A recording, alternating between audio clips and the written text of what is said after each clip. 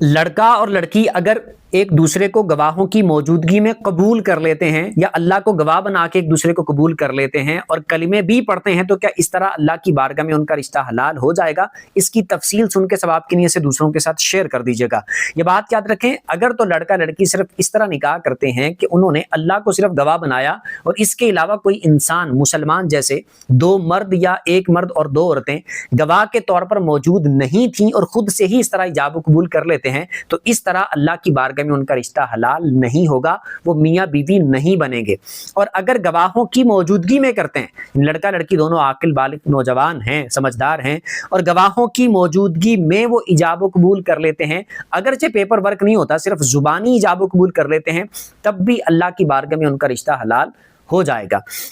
आगे जो इन्होंने सवाल पूछा कि मैंने ऐसे किया था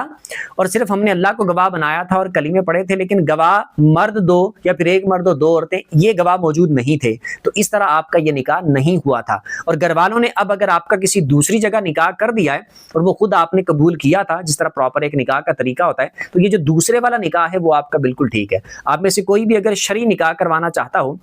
प्रोफाइल पे देखें, प्लेलिस्ट वाली जगह पर व्हाट्सएप का नंबर मौजूद होगा, वहां से आप राब्ता करके आसानी के साथ निकाह करवा सकते हैं।